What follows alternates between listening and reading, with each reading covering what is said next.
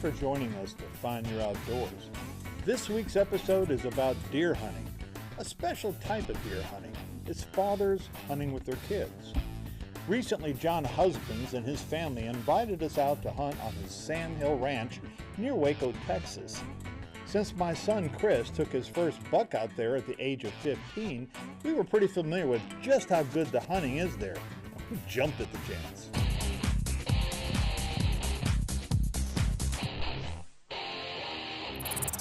Hi, I'm John Husbands, and I'm from Conroe, Texas, originally, native there, and we've been hunting in Central Texas here in Star and Center City, Texas, for ever since 1970, and so it was always a dream of mine to have a ranch of my own, and so a couple of years ago, I got the opportunity to buy part of a man's ranch who wanted to downsize. He's getting older. And so we bought it, and it's contiguous to our deer lease that we've had for 47 years now. And so total 2,600 acres, and just typical Central Texas hill country. Lots of topography, lots of animals. We have a lot of turkey, a lot of deer. Unfortunately, we have a lot of hogs as well. So we have to keep the feral hogs at a minimum because they're bad on the land and they eat our feed as well. We protein feed on a regular basis. We feed corn during the season. It's good. Call it dessert for the deer, if you will. We feed corn during the season, but we feed protein year-round, as well as we plant natural crops, which we'll show you some of those later on, oat fields and so on and so forth that are real healthy, real good for the deer. And then, of course, there's the natural grazing that they do. And deer are not like cattle. They don't like long grass. They like the new little green forbs, so they nibble along underneath the thatch looking for new forbs, and those are the healthiest things for them. That's it. Just native grasses and so on and so forth. The deer love the environment. So we have an overpopulation, 2,600 acres. We have to kill 110 does per the Texas Parks and Wildlife game biologist that does our study. As John mentioned, he's been hunting on his deer lease for decades. He was only too happy to include each of his 3 daughters whenever they wanted to join him. His youngest, Susanna Husbands, began at a very young age, and it's affected her path in life. Here she is to tell us more. Hi, my name is Susanna Husbands, and I graduated from Stephen F. Austin State University with a forestry wildlife management degree. We are on Sand Hill Ranch in Center City, Texas, population about 15 people, and we have about 100 acres out here, and it backs both of our leased properties, and I grew up hunting out here, and it's kind of me and my family's happy place. Growing up, I've always wanted to live on a ranch, so it's kind of fulfilling that dream. How long do you think they'll be living out here? Just until I find my forever job. But I'd love to become a wildlife biologist and manage people's property for wildlife, so that's the long-term goal. And so I've applied for some state jobs with Texas Parks and Wildlife, so we'll see what happens.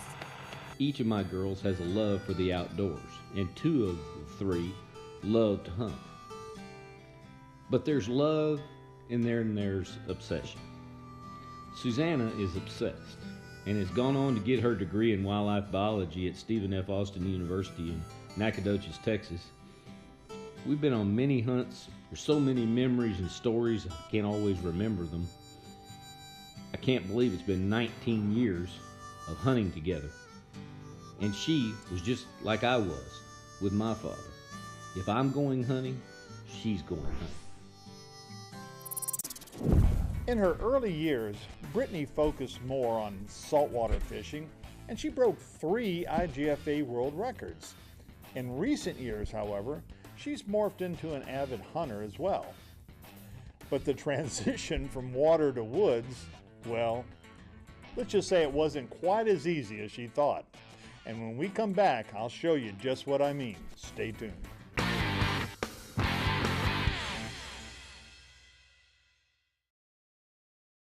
Mississippi, with thousands of acres perfect for deer, is where many hunters love to stalk their prey.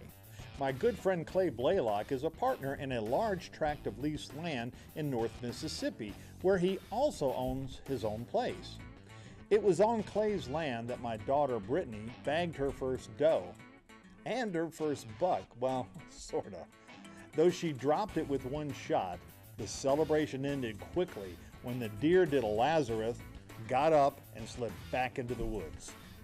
Though a few weeks later they found what they were certain were the remains of her buck a short distance from where she had shot it, she still didn't feel like she could claim it.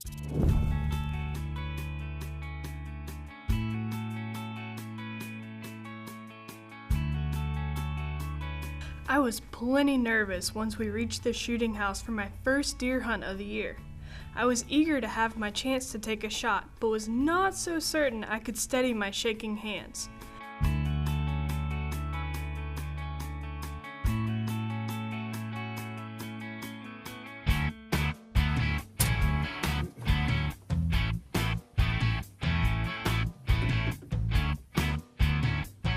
We sat there patiently for around 3 hours before finally deciding it was just time to give up and try our luck again that evening.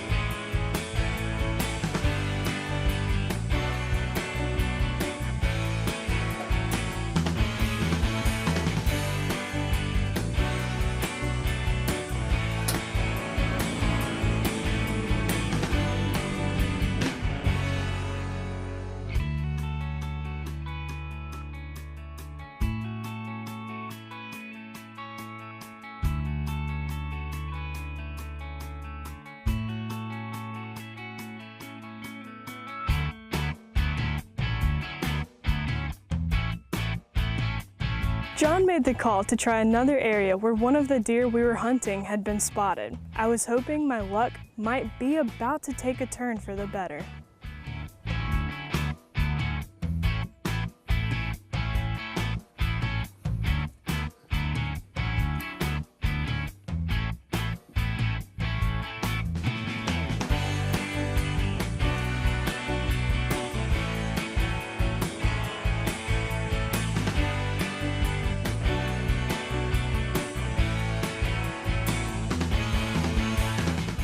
Despite the long hours without seeing my deer, my passion for hunting has been ignited. That moment of excitement when a deer finally does appear, it makes it all worthwhile. Rather than feeling frustrated, most of the time I just felt lucky to have the chance to be in the outdoors again. There's nothing quite like watching nature transition with the sunrise, the morning mist burning off, and the sounds of the forest awakening.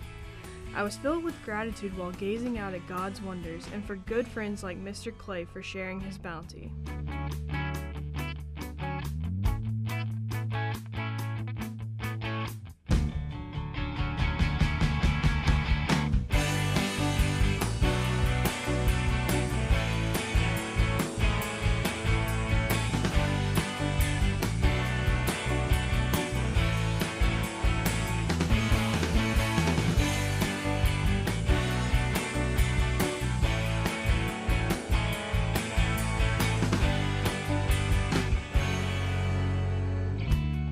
Well, while we did see some does, the bucks proved elusive, and we finished our first day 0 for 2.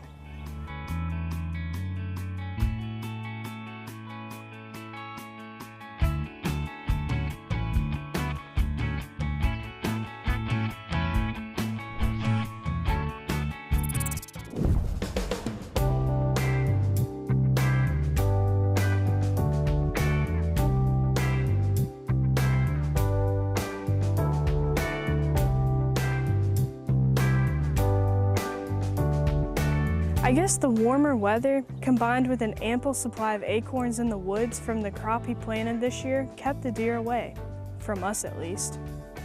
Of course, Janie Brazel's luck seemed more like mine from the previous year. Janie Brazel from Charleston, Mississippi. This is my granddad's farm. Been hunting here since I was probably like 10. I'm out here today hunting for one of the bigger deer out here. I'm trying to kill it before my brother does because he's after the same one I am. I've been sitting in a stand for hours for almost 2 weeks, and I haven't even seen the deer I'm looking for. Janie comes out and she finds Franken deer. What's up with that?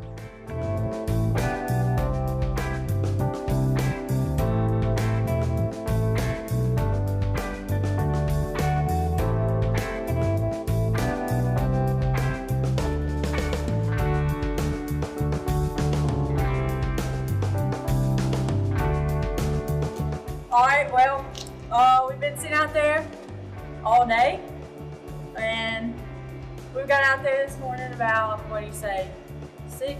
6. We didn't see very much. We saw 2 does, I think. We got down because we got hungry, came back to the camp, got back out there about 12:40, on the way out there. We were walking down the lane and we saw him. So he stopped and we got up against the tree line, and we're not sure where he went, so he snuck around to the stand. We got in the stand, we waited all like from probably 12:45, 12, almost 1 to 4:30. 4:30. And then a bunch of does came out, about 6 or 7 I think. And we were sitting there watching them. We let the window down. We saw all the does like look up and look behind them and take off. So we got Mike handed me the gun, and he said, "That's your deer," and I shot him and dropped him in the field. As you just learned, Janie has been hunting here for years, starting when she was only 10. So she had certainly put in her time, and as it turned out, maybe her experience gave her the edge she needed. Britt went back the following year and spent nearly 2 weeks hunting twice a day, but the buck she was after proved elusive. So after the frustration of her first hunt, Brittany arrived at Sam Hill Ranch ready to finally get a buck without any doubts. Stay tuned.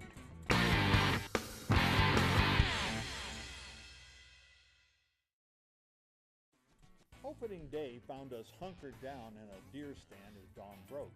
The warm weather brought heavy fog, making deer spotting somewhat of a challenge. It was eerily quiet as we sat in the dark awaiting dawn. We had been there maybe 20 minutes or so when I happened to glance out the rear of the stand and noticed 2 dark forms I was pretty sure hadn't been there earlier. My suspicion proved accurate when I could see them moving. They were hogs. Since they eat pretty much everything and are fast breeders, most landowners want to harvest them whenever possible. While John is no exception, we were reluctant to take a shot and risk spooking the deer. Before long, several spiked bucks appeared in rapid succession. Then through the mist, we got a glimpse of a 7-point buck, which unfortunately was too small. But by mid-morning, we gave up and headed back to the ranch house for breakfast. That afternoon found us heading back to try again, but this time, John suggested that we move to another shooting house.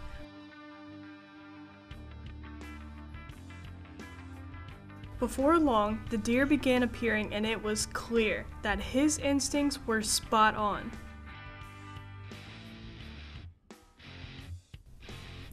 A number of does began feeding along with a couple of smaller bucks. Not what we were after, but encouraging nonetheless. I had settled in when on the far side of the field, a couple of 100 yards away, I saw the one I was after.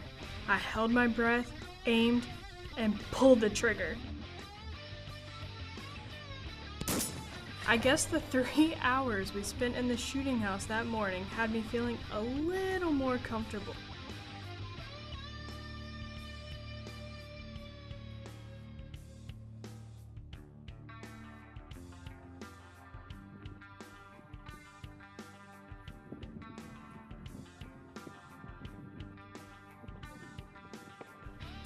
Finally, I had placed my shot right where I wanted and bagged my buck. No excuses. It was an absolutely beautiful animal. It was great to see Britt finally bag her buck. Good job, Britt. And when we come back, it's time for our clip of the week.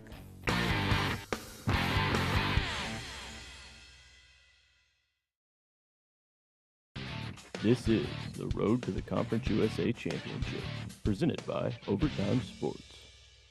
This week in Conference USA Baseball, teams continue to build their resumes as the season heats up, with all eyes on the Conference USA Championship at MGM Park in Biloxi. The nation's 15th ranked team, Southern Miss, continue to build their early season record with a 4-game weekend sweep, capping it off with an 8-2 victory over Georgia Southern. Marshall is building steam with a hot offense fresh off an 11-1 victory on Sunday. FAU continues to show a strong presence, and Louisiana Tech beat Houston Baptist 3-1. Here are the current Conference USA standings, with the Golden Eagles claiming the top spot at 11-4. FAU and Marshall are both right there at 10-4, and Louisiana Tech has an impressive record at 12-5, with Florida International rounding off the top 5. For more information and tickets to the CUSA Championship, visit mgmparkbiloxi.com. Well, we're back with Tim Bennett, co-owner of the Biloxi Shuckers and owner of Overtime Sports. So, Tim, what do you have for us this week? Well, we're starting to see the Conference USA starting to shape things up. You're starting to see which teams look like they're going to be real winners this season. Fortunately for us here in Mississippi, USM is again with an 11-5 record. Florida Atlantic at 11-5, and then we got Louisiana Tech is at 12-5. So they're kind of leading the conference in terms of win-loss record. But USM certainly is looking good at number 15 in the country right now. They're the team to beat, and this past weekend they swept the series, and so we're looking for them to continue to do good things. Well, that's great. Well, I understand you've also got a lot of other interesting stuff coming up down at MGM Park. Tell us a little bit about that. We do. Well, this past week you just saw how successful Mississippi State was. We enjoyed having them there. Always enjoy having them here. We're trying to bring more SEC schools into MGM Park. Of course, we've got the Nelly concert that's coming up April the 28th, and we're working on a gospel show as well. We're working on some other jazz events to come into MGM Park as well. So hopefully things continue to progress. You know, at Overtime Sports, as the managing partner at MGM Park, our job is to help create tourism, to bring events from other places here, again, to generate that economic impact that we look for on the Gulf Coast. That's what the Gulf Coast is known for, and we want to continue to be the sporting and entertainment side of things. Well, that's great. Well, thanks a lot, Tim, for being with us, and stay tuned for more of Gulf South Outdoors.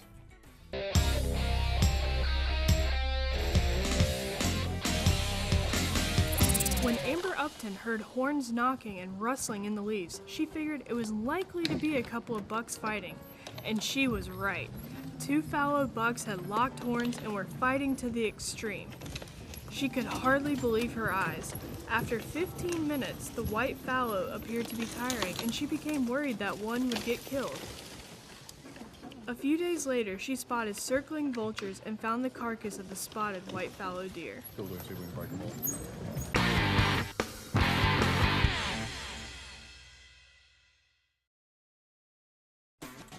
You know, we enjoy the outdoors, but we also like showing the exceptional adventures of the many outdoorsmen we know and meet. And we'd love to include you. When you get that special photo or video clip, please share it with us so that we can share it with the rest of our viewers. Or if you catch a great outdoor adventure on video, we'd love to see about including it on the show. So join us next week to find your outdoors.